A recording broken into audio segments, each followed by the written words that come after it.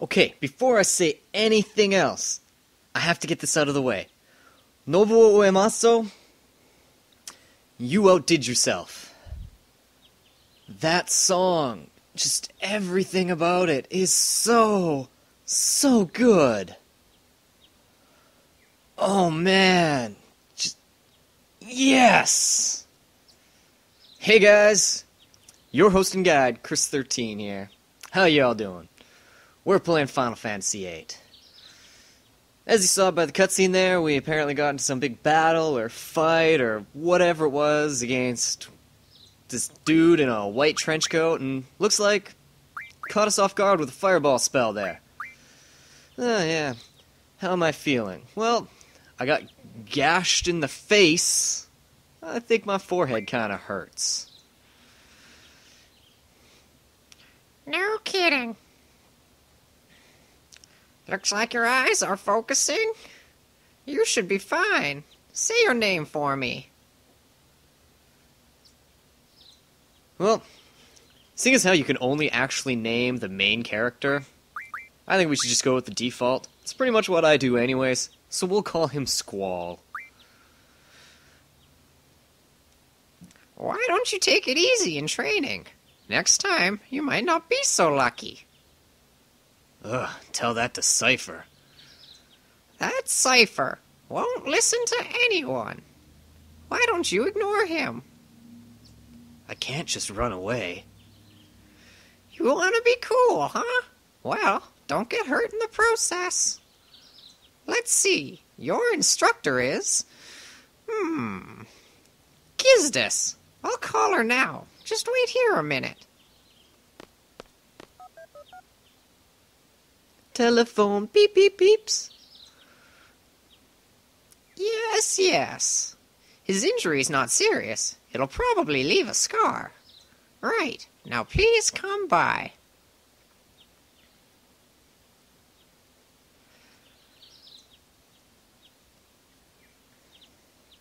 Squall, so we meet again.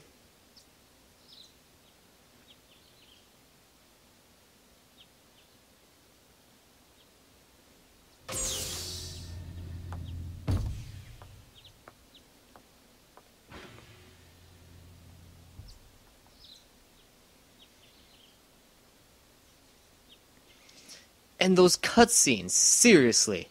Graphical development way ahead of its time.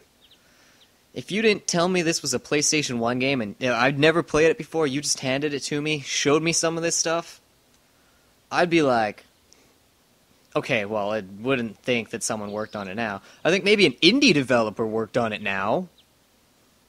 Maybe not a AAA company, but it still stands among many independent developers these days. I knew it'd be either you or Cypher.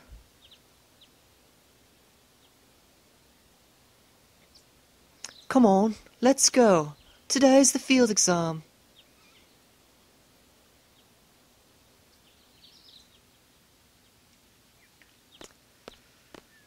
Squall, is there something on your mind? Oh, ha ha ha, she knows what we were thinking. What's so funny? Funny? No, it's not that. I'm just happy. I feel like I'm beginning to understand my student a little. That's all.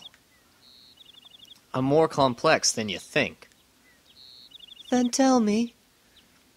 Tell me more about yourself. And again, finishing sentences.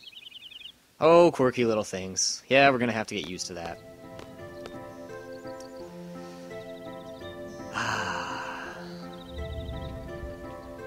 Yes, show me the wonder of what you can do. Oh, what a beautiful place. What a beautiful building. What a strange building.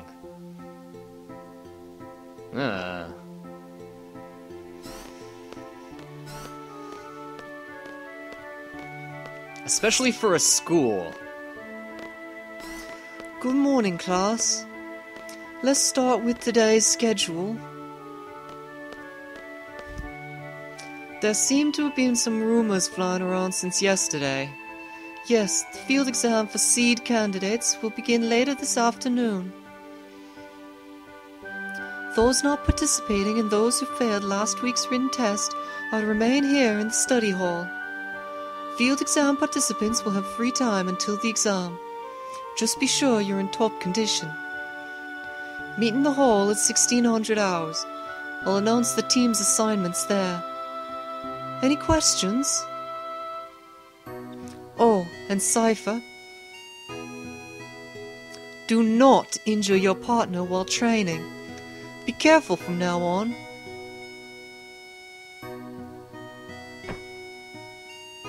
Anger!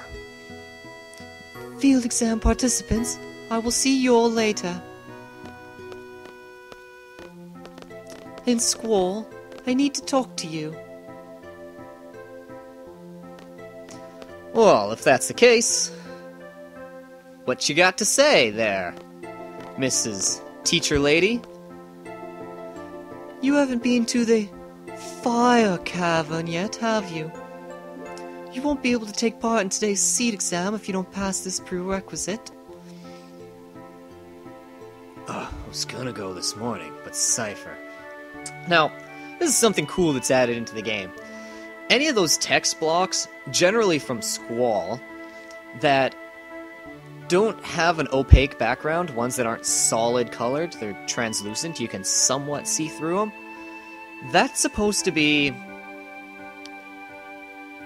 his thoughts. Now, not many games have done this in the past. Usually you got your silent protagonist, whereas, you know, that way you can kind of throw yourself into the character, whatever happens, it feels more like it's your choice because, well, you know, you make the decision. You don't really get to see what they're thinking. What they're thinking is supposed to be what you're thinking. Now, I can both agree and disagree with that theology. Sometimes you're just like, seriously, why are you doing this? Because you still can't make all the choices that you want to make. Right? Like, you got, are you okay? Or you got, say nothing. What if I wanted to be like, to hell, bitch! Why you hit me? Watch where you're going. So, you can never make it perfect. So silent protagonists still have their kind of nyeh parts. So why not just create a character and let you know exactly what they're thinking, and then you just have to play from the point of not being that character specifically, but just looking down from above, like you're reading a story. Because when I read a book, I don't throw myself into a character and start imagining I'm them. A lot of the times you can't, because the characters are too drawn out. Sure, some books leave them kind of open-ended, but I don't know, I don't really enjoy those books as much. I want ones that are descript, that give you insight into everybody.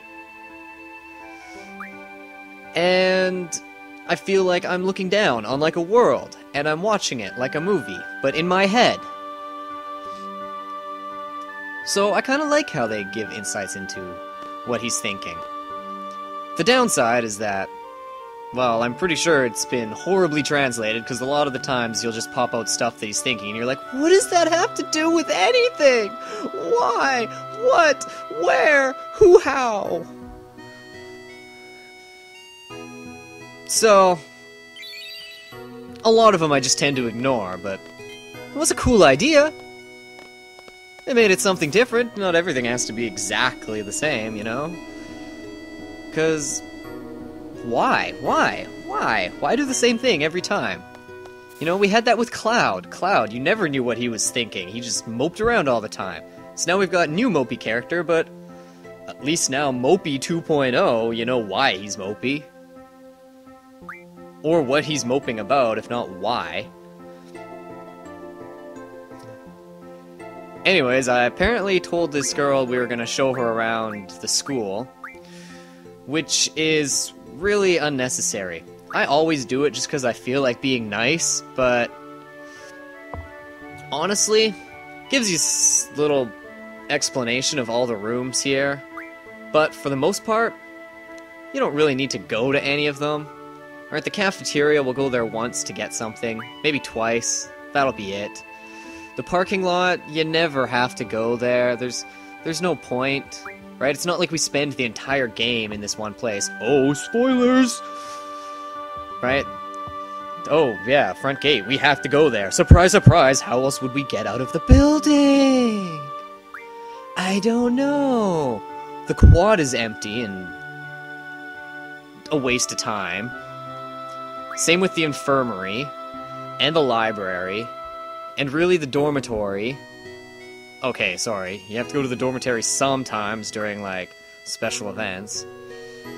And the training center is probably the most worthless place here. Because, sure, you could go there and grind, but enemies level up with you in this game. And they become stronger, get better magics and stuff like that. So, really, grinding is actually... what's the opposite of beneficial? That's what grinding is in this game. Leveling up isn't going to make or break your game, but doing it unnecessarily will harm you more than help you.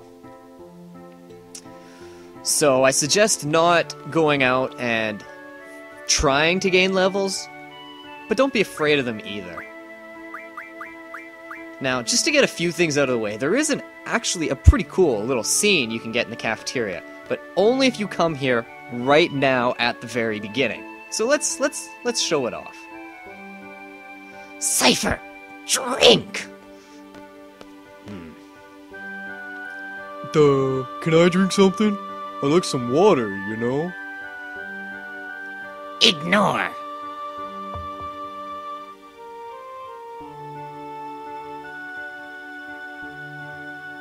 Yo, it's Squall. Oh yeah, Fuji's gonna treat, you know? Want something? Rage.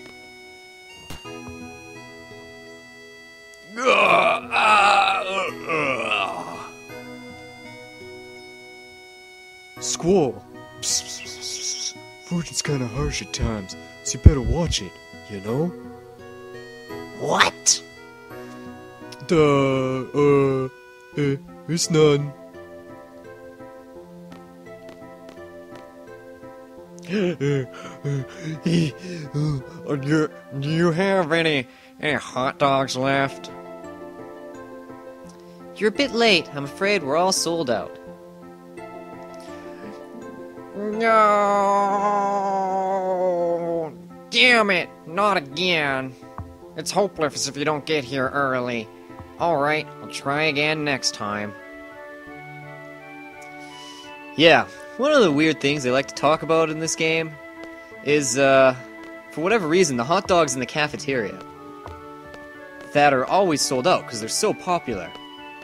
Why? Why are the hot dogs so popular? How bad is all the other food at this school that the hot dogs are what everyone wants? Speeding. Let's go arrest that student for violation of academy regulations. Affirmative. Roger, you know? Yeah, you can talk to them for if you want. I'm not gonna do that. I just wanted to get that the guy with the hot dogs wanted to. I don't know why I did that. I don't know. This is what I mean. This is what this game's full of. Story, characters, doing things, living ordinary lives. I think that was supposed to be the difference between 8 and 7, was where 7, 6, 5, 4, 3, 2, 1, we're all like, you know, we're special, we're different, things are exciting, yeah, like it's a different world. Sure, with magic and monsters and stuff. Oh, by the way, the monsters in this game come from the moon! Yep, they come from the moon. But other than, like, you know, those things that just make it a game,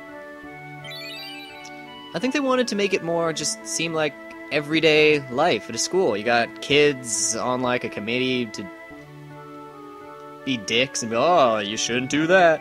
You got, you know, the guy who's looking for the hot dogs. You can talk to all the other characters around here too, and you see that they're just living everyday, normal lives, just like everyone else, but in a funky world where things are different. That's cool. That's cool, right? It's different. Okay, I know I'm making it sound like it's not, and it's kind of dumb, but honestly, I think it's cool. It's interesting. They tried something that they weren't doing before, and you gotta give them credit for that. You don't want everything to be exactly the same all the time. And sure, sometimes things are going to be a success, sometimes things aren't. But you take what was good, and you take what was bad, you throw out the bad, you keep the good, and you try some other new things. Then you do it again, and that's how every game is either going to be better or worse. It's a progress. You're never going to have a perfect game. And if you do, well,